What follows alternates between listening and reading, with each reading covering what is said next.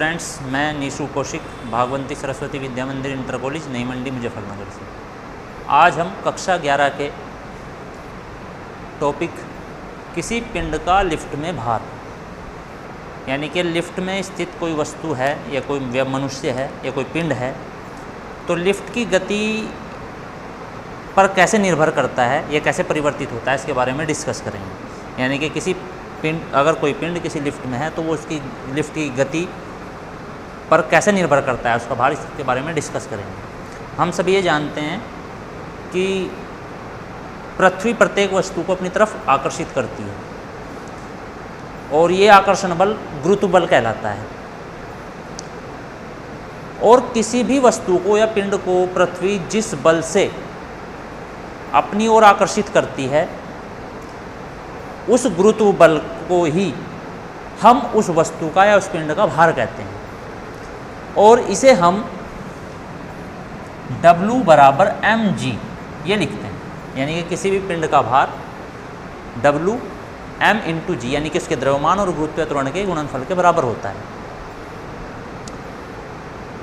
इसका मतलब यह है कि अगर हम लोगों पर जो या किसी मनुष्य पर पृथ्वी जो बल लगाती है, वो बल उसका भार है। तो जब भी हम पृथ्वी पर खड़े होते हैं तो हम अपने भार से पृथ्वी को दबा रहे होते हैं और पृथ्वी भी एक प्रतिक्रिया बल लगाती है। ये प्रतिक्रिया बल अगर परिवर्तित हो, इस प्रतिक्रिया बल के कारण ही हम अपना भार अनुभव कर पाते हैं। अगर ये प्रतिक्रिया बल में परिवर्तन हो तो हम अपने भार में भी परिवर्तन महसूस करते हैं।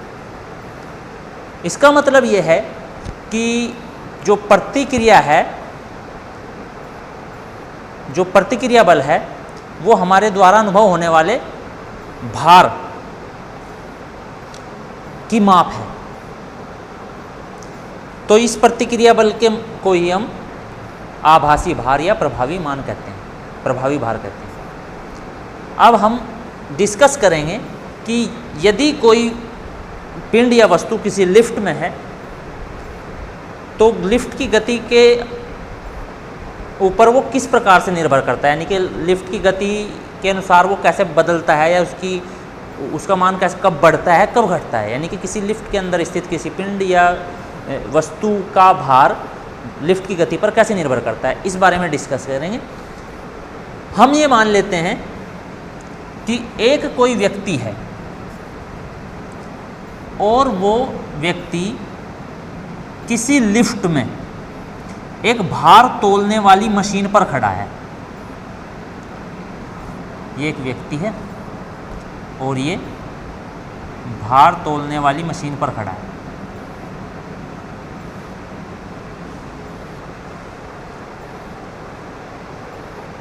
m द्रव्यमान, इस मनुष्य का द्रव्यमान m है और इस मनुष्य पर दो बल कार्य कर रहे होंगे। एक तो होगा इसका भार डाउनवर्ड नीचे की तरफ, यानी कि mg, और एक इस मशीन द्वारा इस व्यक्ति पर लगने वाली प्रतिक्रिया r।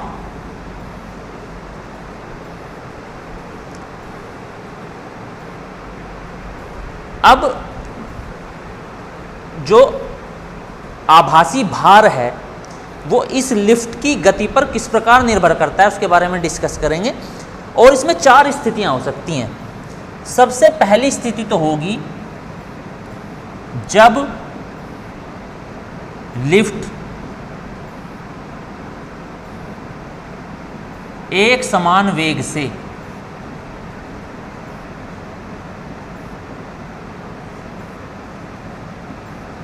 ऊपर चल रही है, ऊपर की ओर।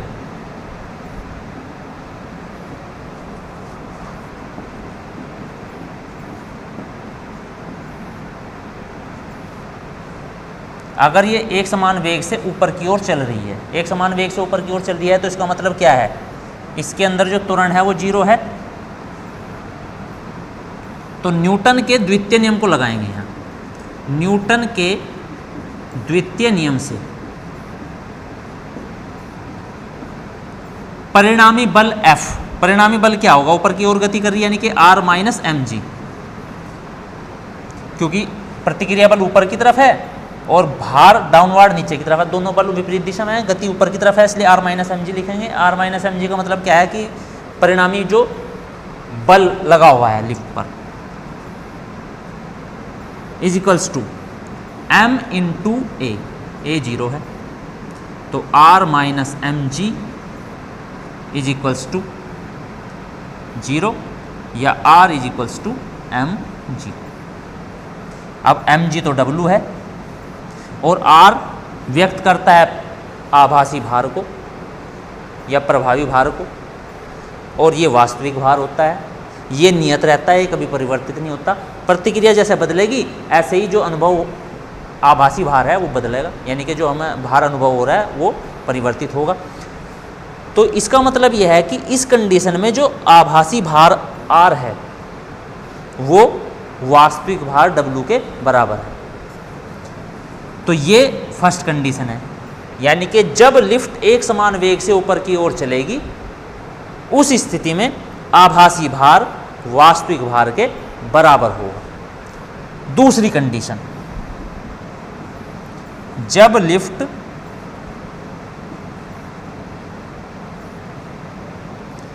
एक समान त्वरण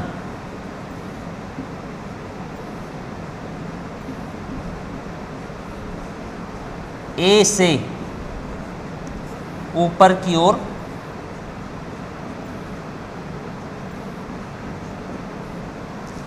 चल रही है। अब ये फर्स्ट कंडीशन थी, हमने मान लिया कि इसमें प्रतिक्रिया R1 थी तो मैंने यहाँ पे R1 लिखा है इसको। अब दूसरी कंडीशन के लिए कि लिफ्ट के अंदर ये व्यक्ति है, ये वेइंग मशीन है, इस पर ये खड़ा है व्यक्ति, ये प्रतिक्रिया इस कंडीशन में हमने मान ली R2 है और इसका भार mg डाउनवर्ड। अब इसमें त्वरण A है, A त्वरण से ऊपर की ओर चल रही है, यहाँ पर A 0 था, एक समान वेग से ऊपर की तरफ चल रही थी। अब इस स्थिति में क्या होगा, द्वितीय नियम लगाएंगे, परिणामी बल क्या होगा, R2 माइनस एम जी, ऊपर की तरफ चल रही है, R2 माइनस एम जी परिणामी बल होगा, क्योंकि दो बल हैं, एक ऊपर की तरफ एक नीचे की तरफ, विपरीत दिशा में है, दोनों सब्ट्रैक्ट होंगे। R2 minus M G is equals to M A त्वरण से चल रही तो एम ए लिखा, R2 is equals to M G plus M A, और R2 is equals to M G W होता है प्लस एम ए। ये तो वास्तविक भार है और ये है आभासी भार। तो हम यहाँ देख रहे हैं कि आभासी भार का मान वास्तविक भार में कुछ वैल्यू ऐड होकर मिल रहा है, यानी कि इस स्थिति में जो आभासी भार है R2 का जो मान है वो W से अधिक होगा, वास्तविक भार से अधिक होगा। तो इसका मतलब यह है कि जब लिफ्ट एक समान त्वरण से ऊपर की ओर गति करती है तो उस स्थिति में पिंड का या मनुष्य का आभासी भार वास्तविक भार से अधिक होगा, यानी कि इस स्थिति में आभासी भार वास्तविक भार से अधिक होगा। तीसरी कंडीशन है, जब लिफ्ट एक समान त्वरण से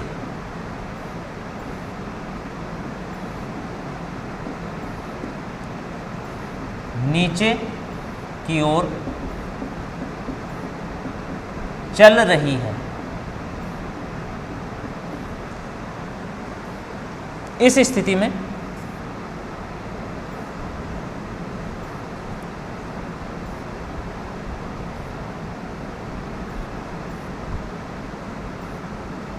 प्रतिक्रिया हमने मान ली R3 है और इसका भार mg, और अब की बार ये A त्वरण से डाउनवर्ड चल रही है नीचे की ओर, एक समान त्वरण A से। इस स्थिति में परिणामी बल जो होगा mg, क्योंकि डाउनवर्ड चल रहे हैं तो mg माइनस R3 लिखेंगे, इज इक्वल्स टू ma, त्वरण A है, R3 is equals to mg minus ma, या R3 is equals to W minus ma। अब W वास्तविक भार है, ये आभासी भार है। अब यहाँ पर हमें W में से ma सब्ट्रैक्ट होकर R3 का मान मिल रहा है, यानी कि वास्तविक भार में से कुछ कमी करके वो आभासी भार के बराबर है। तो इसका मतलब यह है कि इस स्थिति में आभासी भार वास्तविक भार से कम होगा, यानी कि जब भी लिफ्ट एक समान त्वरण से नीचे की ओर चलेगी तो जो आभासी भार होगा वो हमेशा वास्तविक भार से कम होगा। चौथी कंडीशन देखेंगे अब हम। फोर्थ कंडीशन है, जब लिफ्ट स्वतंत्रता पूर्वक गिर रही है,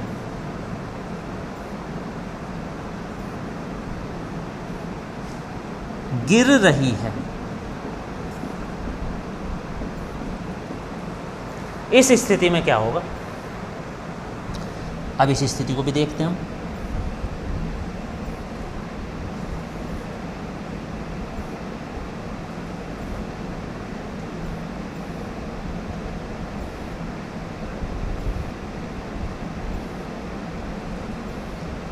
इस स्थिति में हमने मान लिया प्रतिक्रिया R4 है और इसका भार mg डाउनवार्ड है। अब ये स्वतंत्रता पूर्वक गिर रही है। जब कोई वस्तु स्वतंत्रता पूर्वक गिरती है तो उस समय उस पर एक जो त्वरण कार्य करता है वो गुरुत्वीय त्वरण होता है। कोई भी स्वतंत्रता पूर्वक गिरती हुई वस्तु जो है उस पर हमेशा एक जो त्वरण कार्य करेगा उसे हम गुरुत्वीय त्वरण कहते हैं। यानी कि स्वतंत्रता पूर्वक गिरती हुई कोई भी वस्तु गुरुत्वीय त्वरण के अधीन गिरती है, यानी कि डाउनवार्ड जी के अधीन गिर रही है। इस स्थिति में परिणामी बल होगा mg minus R4 is equals to m a लेते हैं, लेकिन गुरुत्वीय त्वरण के अधीन गिर रहे हैं, यहाँ a की जगह होगा गुरुत्वीय त्वरण का यूज, यानी कि m इंटू जी, या R4 is equals to mg minus mg, या R4 इज इक्वल्स टू 0। इस स्थिति में आभासी भार शून्य होगा, और जब आभासी भार शून्य होगा तो भार भी शून्य महसूस होगा, यह अनुभव शून्य होगा। ये उस मनुष्य के लिए जो लिफ्ट के अंदर खड़ा है भारहीनता की स्थिति होगी, यानी कि उसे कोई प्रतिक्रिया महसूस नहीं होगी। जब प्रतिक्रिया शून्य होगी तो भार भी अनुभव नहीं करेगा, यानी कि जो आभासी भार है वो शून्य होगा। तो हमने ये देखा कि जब भी कोई लिफ्ट गति करती है तो उसमें स्थित मनुष्य का जो आभासी भार है, किसी पिंड का जो भार है, आभासी भार है, वो किस प्रकार परिवर्तित होता है। पृथ्वी हमें जिस भार बल से अपनी तरफ खींच रही है वो हमारा भार है W, वास्तविक भार, और ये नियत रहता है। लेकिन जो जिस पृष्ठ पर या जिस तल पर हम खड़े होते हैं उसकी प्रतिक्रिया पर निर्भर करता है कि हम अपना भार कितना महसूस करते हैं। यदि वो प्रतिक्रिया बढ़ रही है या घट रही है या उसमें परिवर्तन हो रहा है तो हम जो आप भार अनुभव करते हैं वो भी परिवर्तित होगा, यानी कि प्रतिक्रिया जो है वो आभासी भार को व्यक्त करती है। तो वही चीज़ हमने यहाँ देखी, चारों के चारों कंडीशन में हमने प्रतिक्रिया बल ज्ञात किया। पहली कंडीशन जब A शून्य है, यानी कि त्वरण शून्य है और गति ऊपर की तरफ हो रही है, तो हमने देखा कि जो प्रतिक्रिया बल है या जो आभासी भार है वो वास्तविक भार के बराबर है। जब A त्वरण से ऊपर की तरफ चल रही है तो उस स्थिति में देखा कि जो आभासी भार है या जो प्रतिक्रिया बल है वो वास्तविक भार से ज़्यादा है, यानी कि आभासी भार का मान ज़्यादा है। इस स्थिति में जब लिफ्ट एक समान त्वरण से नीचे की तरफ चल रही है तब आभासी भार वास्तविक भार से कम आया, यानी कि प्रतिक्रिया बल कम लग रहा है। और जब लिफ्ट स्वतंत्रता पूर्वक गिर रही है उस स्थिति में प्रतिक्रिया बल शून्य है, तो यानी कि आभासी भार शून्य होगा। इसे भारहीनता की स्थिति भी कहेंगे, यानी कि लिफ्ट में मौजूद व्यक्ति उस समय अपने आप को उस समय भारहीनता की स्थिति को महसूस करेगा। तो यानी कि इस स्थिति में आभासी भार शून्य होगा। तो ये लिफ्ट के लिए, लिफ्ट में स्थित किसी पिंड के भार के लिए 4 कंडीशन थी व्यक्त करने के लिए आभासी भार, और प्रतिक्रिया पर यह निर्भर करता है आभासी भार।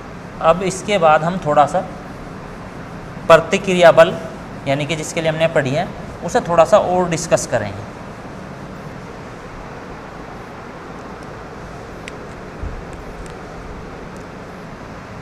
हमारा जो भार है वास्तविक भार W बराबर mg। ये जो वास्तविक भार है ये वो बल है जिससे पृथ्वी किसी व्यक्ति को या पिंड को, वस्तु को अपनी तरफ खींचती है। ये परिवर्तित नहीं होता है, लेकिन जब कोई वस्तु किसी पृष्ठ पर रखी है, किसी तल पर रखी है, या हम ही हैं, अगर हम पृथ्वी पर खड़े हैं तो हम अपने भार से पृथ्वी को दबा रहे हैं और पृथ्वी एक प्रतिक्रिया बल लगा रही है, जिसके कारण हम अपना भार अनुभव कर रहे हैं, हम अपना भार महसूस हो रहा है। लेकिन कई बार ये प्रतिक्रिया बल परिवर्तित होता है, उस स्थिति में हमें अपने भार में भी कुछ परिवर्तन महसूस होता है। तो जो प्रतिक्रिया बल है ये आभासी भार की माप है और ये अलग अलग स्थितियों में बदल सकता है, लेकिन वास्तविक भार अपरिवर्तित रहता है। ये किसी भी स्थान पर परिवर्तित नहीं होगा, लेकिन आप प्रतिक्रिया बल एक ही स्थान पर अलग अलग स्थितियों में परिवर्तित हो जाता है, जैसे कि हमने अभी लिफ्ट के बारे में पढ़ा। तो जो प्रतिक्रिया R है तल की, इसे हम आभासी भार या प्रभावी भार कहते हैं, यानी कि प्रतिक्रिया ही किसी भी वस्तु के आभासी भार या वास्तविक भार की, आभासी भार या प्रभावी भार की, आभासी भार या प्रभावी भार की माप है। प्रतिक्रिया अगर परिवर्तित होगी तो जो आभासी भार है वो भी परिवर्तित होगा। अब परिवर्तित कैसा होता है वो हमने इस लिफ्ट में देखा, इस तरीके से परिवर्तित होता है। तो जो R है ये एक तरीके से लिफ्ट में स्थित किसी भी व्यक्ति के आभासी भार को व्यक्त करती है और उसकी गति पर निर्भर करती है। तो लिफ्ट में हमने 4 कंडीशंस देखी, जिसमें कभी तो ये वास्तविक भार के बराबर थी, कभी ये वास्तविक भार से ज़्यादा थी और कभी ये वास्तविक भार से कम थी, और एक कंडीशन हमने ऐसी देखी जिसमें शून्य थी। और जब प्रतिक्रिया शून्य होगी तो उस स्थिति में अनुभव होने वाला भार भी शून्य होगा। हम अपने भार को प्रतिक्रिया के कारण ही अनुभव कर पाते हैं। अगर प्रतिक्रिया नहीं है तो हम अपने आप को भारहीन महसूस करेंगे। तो प्रतिक्रिया एक तरीके से, जो प्रतिक्रिया बल है वो एक तरीके से आभासी भार की माप है। तो इस पूरे टॉपिक में हमने जाना कि जो प्रतिक्रिया है वो परिवर्तित होगी तो आभासी भार भी परिवर्तित होगा, लेकिन वास्तविक भार कभी भी परिवर्तित नहीं होता है, ये नियत रहता है। तो हमने आज ये पढ़ा किसी पिंड का लिफ्ट में भार। तो किसी पिंड का लिफ्ट में जो भार है वो वास्तविक भार W बराबर mg और आभासी भार प्रतिक्रिया बल के बराबर।